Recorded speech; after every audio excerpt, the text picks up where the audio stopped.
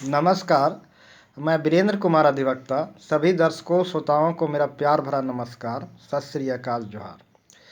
और आप सभी दर्शकों श्रोताओं को मेरा चैनल रियल नॉलेज पर स्वागत है। और आज मैं पुनः आप लोगों के समक्ष एक संक्षिप्त चर्चा लेकर उपस्थित हूँ। आज का चर्चा का विषय है नैतिक नियम। तो आइए हम इस पर बात करते हैं। तो आइए जानें नैतिकता क्या है, अर्थात नैतिक नियम क्या है। नैतिक नियम वह है जो प्राणियों के अंतःचेतना से पैदा होती है। नैतिक नियम प्राणियों के अंतःचेतना से उपजी है। नैतिक नियम सार्वभौमिक और सर्वकालिक होता है।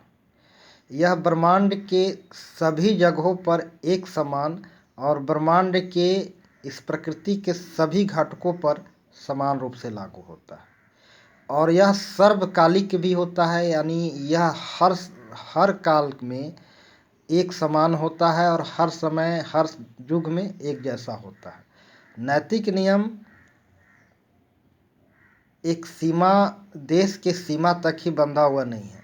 यह समस्त प्राणियों पर, ब्रह्मांड के प्रत्येक घटकों पर समान रूप से लागू होता है और सर्वकालिक है। सभी युगों में, सभी समय में यह नैतिक नियम लागू होता है।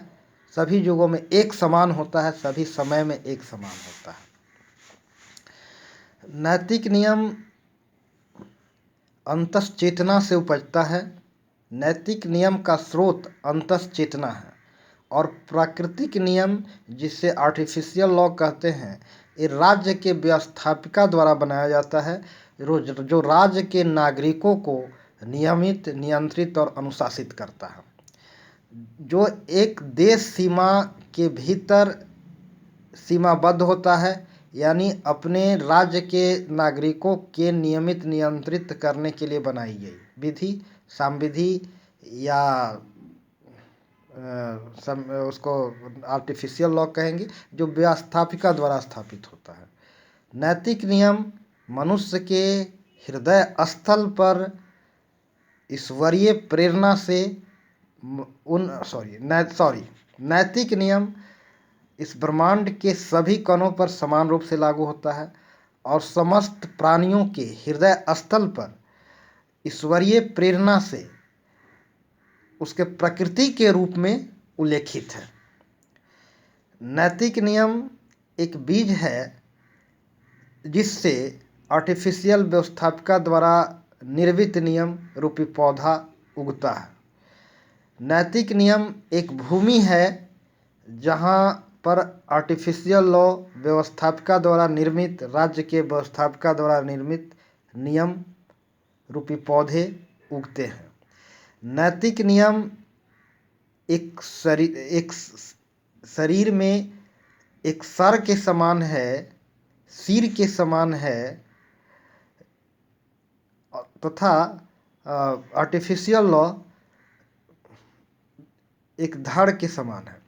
धड़ को अनुशासित करने, नियमित करने, नियंत्रित करने का काम सिर का है। और हमारा आर्टिफिशियल लॉ भी नैतिक नियम के अनुरूप ही होता है और उसी से अनुशासित होता है, नियमित होता है, नियंत्रित होता है। नैतिक नियम, जैसा कि मैंने कहा, अंतःचेतना से उपजा है। अंतःचेतना का ही उपज है नैतिक नियम। नैतिक नियम एक फाउंडेशन है, एक आधार है जिस पर आर्टिफिशियल नियम रूपी महल खड़ा होता है। अगर आधार ही नहीं हो, फाउंडेशन ही नहीं हो, तो महल तो बन ही नहीं सकता। जीवन में नैतिकता का महत्व बहुत ज़्यादा है। नैतिक नियमों का महत्व आर्टिफिशियल नियम से बहुत ज़्यादा है। नैतिक नियम के अभाव में आर्टिफिशियल नियम का अस्तित्व नहीं है। जैसा कि मैंने कहा कि आर्टिफिशियल नियम हमारा धड़ के समान है और नैतिक नियम हमारा सिर के समान है। शरीर को नियंत्रित करने के लिए, नियमित करने का काम, नियंत्रित करने का काम, अनुशासित करने का काम सिर का है, और नैतिक नियम वही सिर के समान है।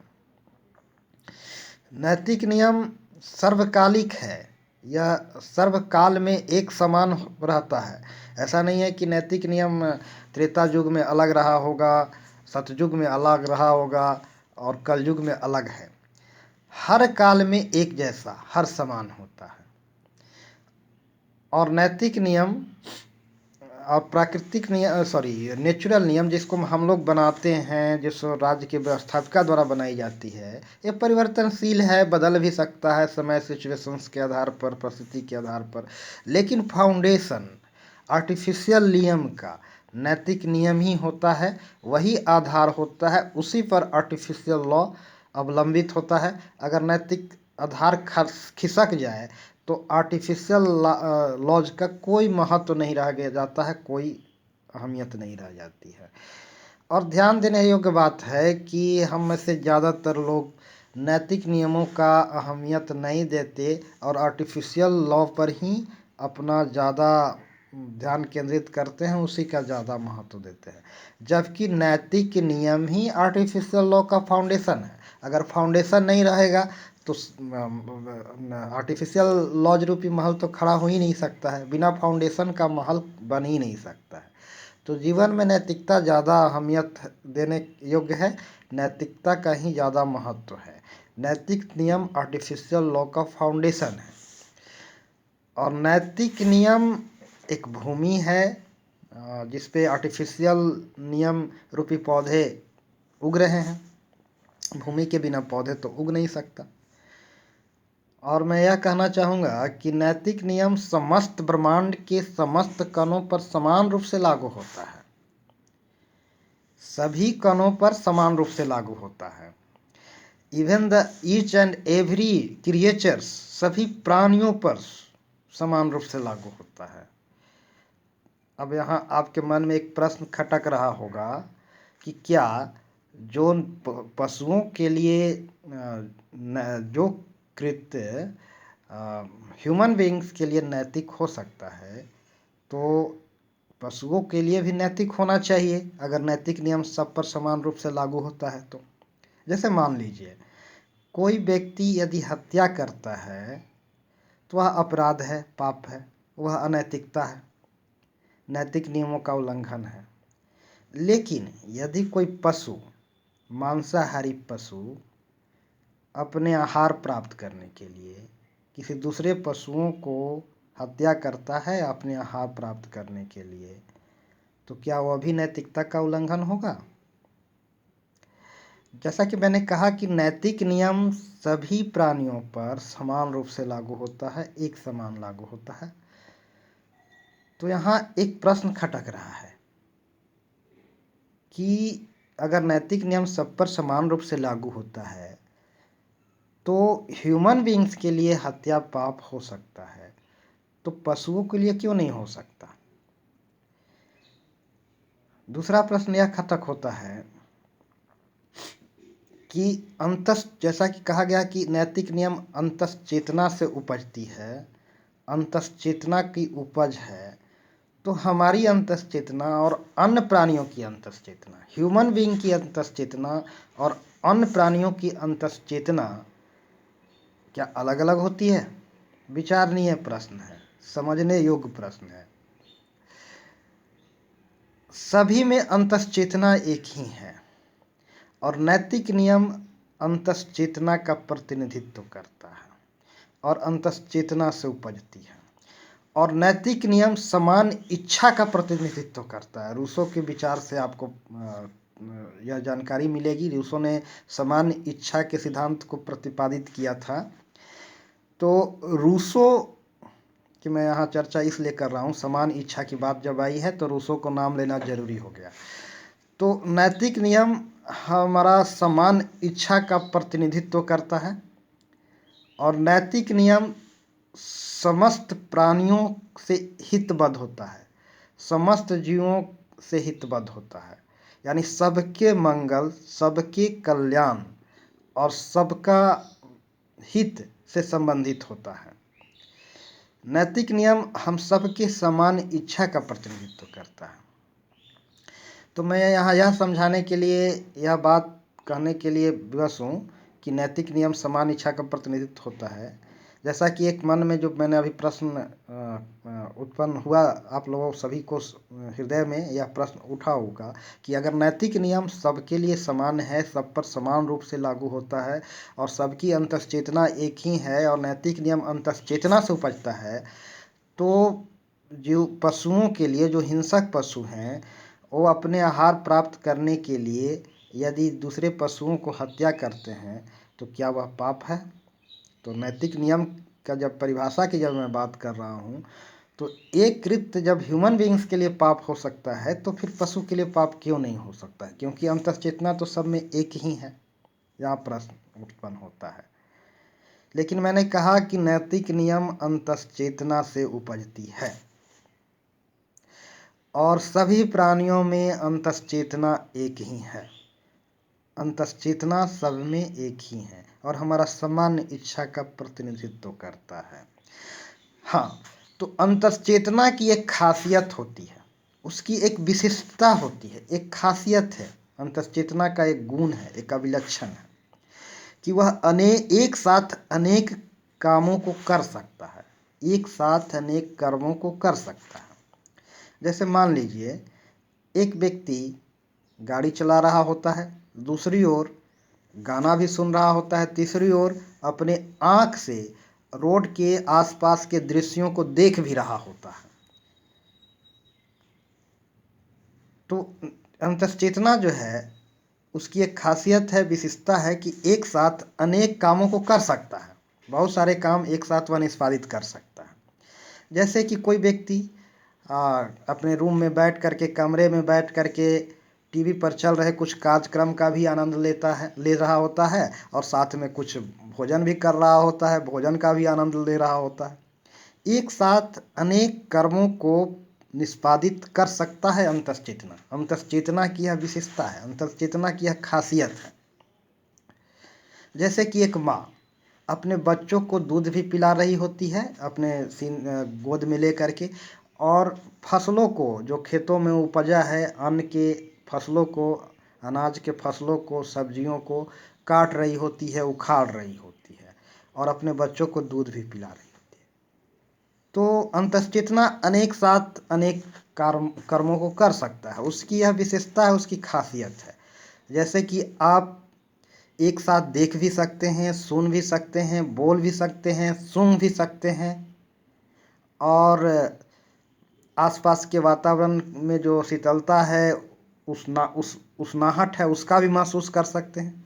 तो एक साथ सभी कर्म, बहुत सारे कर्म अंतश्चेतना कर सकती है। यह अंतश्चेतना की विशेषता है, यह खासियत है। अंतश्चेतना लोगों के जीव हत्या का विरोध भी कर सकती है और अंतश्चेतना जीव हत्या भी कर सकती है। यह अंतश्चेतना एक साथ ये दोनों कर्म कर सकती है।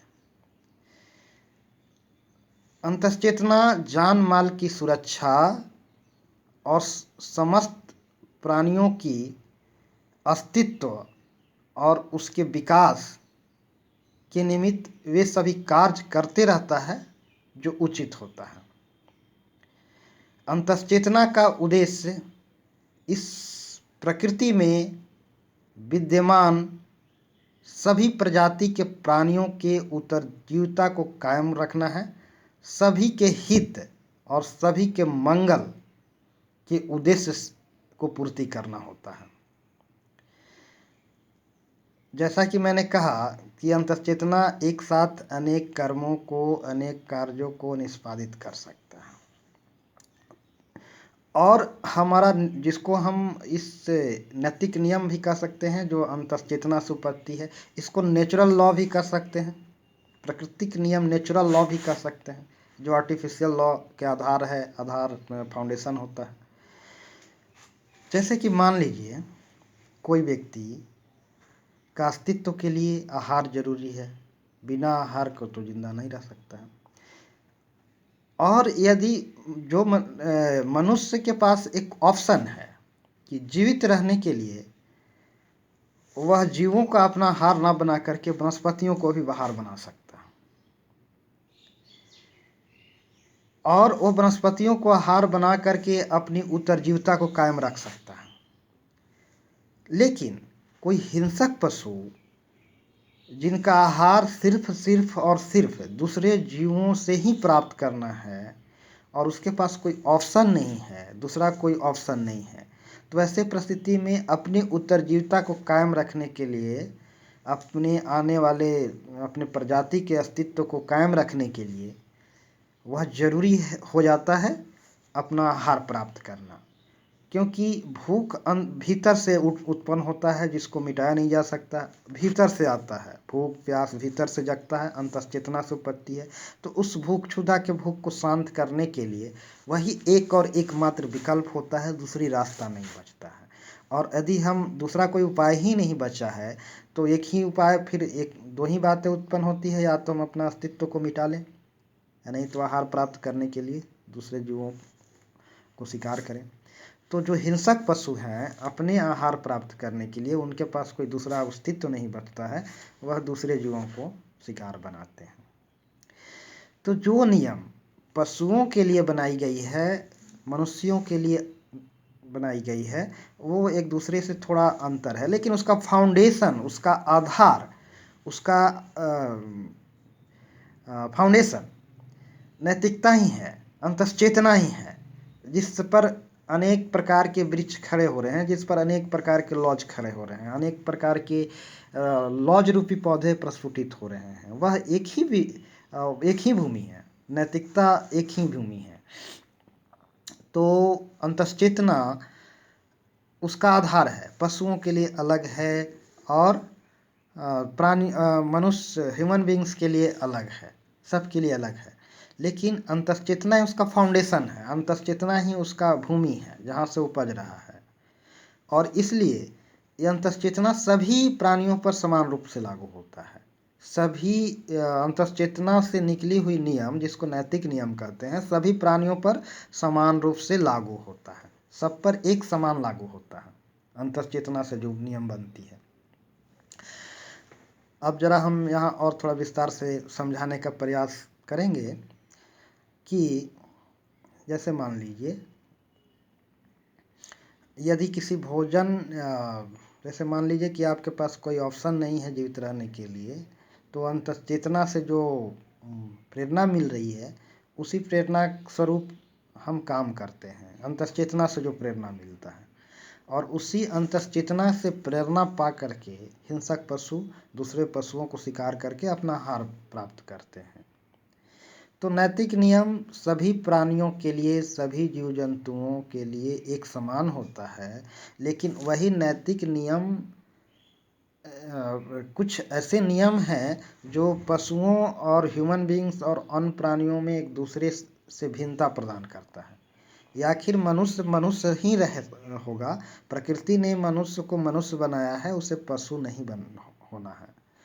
जिन नियमों को पशु के लिए है वो पशु ही पालन करेंगे, और जो नियम ह्यूमन बींग्स के लिए है वो ह्यूमन बींग्स के लिए है। अगर अन्य प्राणी और मनुष्य के लिए सब एक समान होता तो फिर मनुष्य और प्राणी, अन्य प्राणियों में कोई अंतर नहीं होता, फिर मनुष्य मनुष्य नहीं होता और दूसरे प्राणी अन्य प्राणी के रूप में नहीं जाने जाते, सब एक ही होते। लेकिन प्रकृति ने हमें पशुओं से भिन्न बनाया है। बहुत सारे हम तथाकथित समझदार लोगों को कहते सुनते हैं, वह पशुओं को उदाहरण दे करके मनुष्य को समझाते हैं कि अगर पशु देखो ऐसा करता है, वैसा करता है, ऐसा करता है, अगर पशु ऐसा करता है तो हमको करने में क्या ऐतराज है, हम भी करें। तो फिर मनुष्य और पशु में अंतर क्या रह गया? प्रकृति ने तो अंतर करके भेजा है, मनुष्य और पशुओं के बीच दो अलग अलग प्रजाति के प्राणी बनाए हैं, शारीरिक संरचना में भी अंतर है। कुछ आधार है जिसके आधार पर हम किसी प्राणी को पशु दे सकते हैं नाम और किसी को मनुष्य दे सकते हैं। वह आधार ही है जो प्रकृति ने हम लोगों को अपनी अपनी विलक्षणता खासियत के साथ भेजा है। वही आधार है जो एक दूसरे से अलग करता है, अन्य प्रजातियों से मनुष्य को अलग करता है। यह विलक्षणता ही है जिसके आधार पर अलग होते हैं। तो कुछ लोग पशु के उदाहरण देते हुए मनुष्य को समझाते हैं कि पशु ऐसा करता है तो फिर मनुष्य को करना में ऐतराज क्या है, मनुष्य को भी करना चाहिए।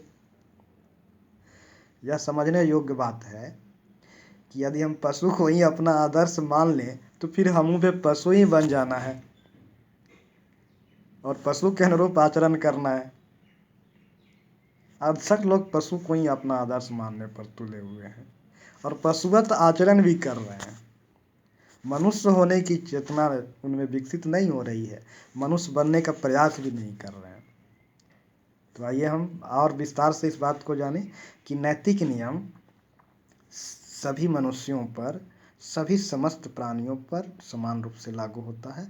वह अंतश्चेतना से उपजता है और उसका आधार अंतश्चेतना है। नैतिक नियम स्वार्थ और परमार्थ के बीच में जो कसमकस है उसमें सामंजस्य स्थापित करने का काम करता है। स्वार्थ और परमार्थ के बीच जो कसमकस है उसमें सामंजस्य स्थापित करने का काम नैतिक नियम करता है। और हमें अपने जीवन में नैतिकता का ही ज़्यादा अहमियत देना चाहिए। आज समाज में कुछ तथाकथित बुद्धिमान लोग अपने अर्जित ज्ञान के बल पर, अर्जित बुद्धि के सहारा लेकर के कुछ रूढ़िवादी, परंपरावादी, समझदार, ज्ञानी, विद्वान व्यक्तियों के द्वारा आर्टिफिशियल नियम को ही सब कुछ मान लिया जाता है और वहाँ नैतिकता उपेक्षित रह जाती है। वो आर्टिफिशियल लॉज जो कि अर्जित बुद्धि है, अर्जित ज्ञान है के आधार पर हर चीज़ को निष्पादित करते हैं, हर चीज़ को समझते हैं, समझने का प्रयास करते हैं, जिसके कारण समाज में इतने भेदभाव उत्पन्न हो रहे हैं। ये परंपरावादी, रूढ़िवादी विद्वान तथा कथित विद्वान लोग जो अपने अर्जित विवेक का सहारा लेकर समाज में भेदभाव उत्पन्न करते हैं। समाज में आज स्त्री पुरुष के बीच भी भेदभाव है, एक मनुष्य मनुष्य के बीच में भेदभाव है, लेकिन अंतश्चेतना भेदभाव नहीं करती। अंतश्चेतना सब पर समान रूप से लागू होता है। जो नियम स्त्री के लिए है वही पुरुष के लिए भी है। जो अंतश्चेतना के सहारा लेता है वह स्त्री और पुरुष और अन्य प्राणियों में और व्यक्ति व्यक्ति में भेदभाव नहीं करता। अंतश्चेतना स्त्री पुरुष में भी भेदभाव नहीं करता।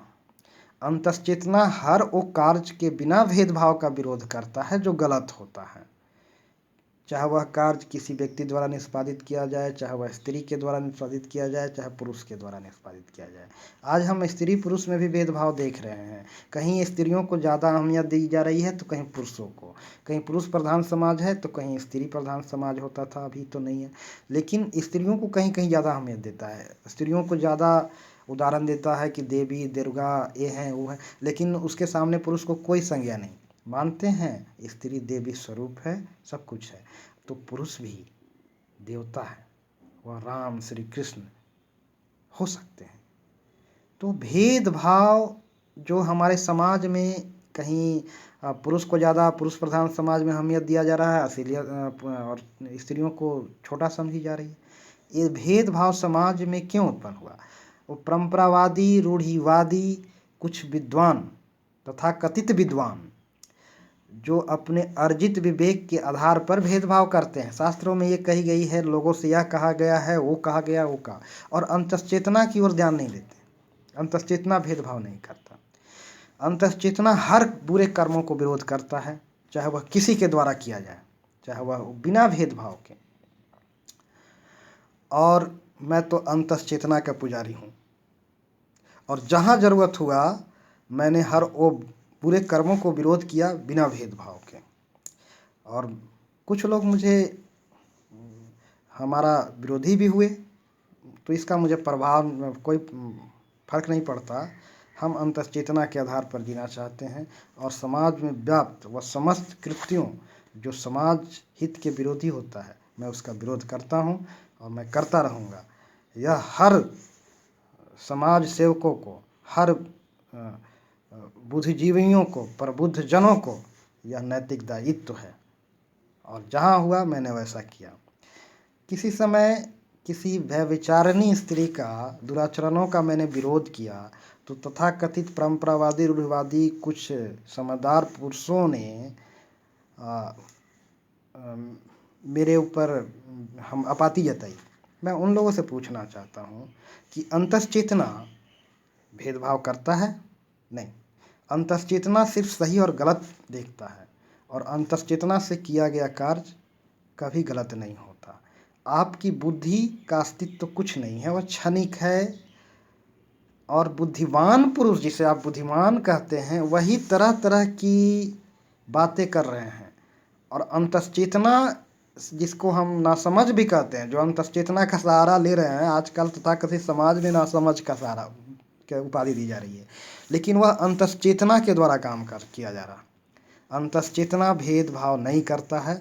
उसके समझ में कौन स्त्री है, कौन पुरुष है, कौन क्या है, कौन क्या है, कुछ नहीं है। वह सबको समान दृष्टि से देखता है, और हर वो गलत कार्य जहाँ गलत है उसका विरोध करता है। और मैंने जहाँ संभव हुआ अंतश्चेतना का प्रेरणा पा करके मैंने विरोध किया। और मैं जानता हूँ कि अंतश्चेतना से की हुई कार्य भले ही सामाजिक मान्यता नहीं मिले, समाज के लोगों द्वारा मान्यता नहीं मिले, लेकिन अंतश्चेतना से की हुई कार्य व्यक्ति के आंतरिक सुख, प्रसन्नता प्रदान करते हैं। आप इतिहास पढ़े होंगे, जानते होंगे, सुकरात एक महान दार्शनिक थे। उन पर आरोप लगा था कि ये युवाओं को पथभ्रष्ट कर रहे हैं, युवाओं को कुमार्ग पर ले जा रहे हैं।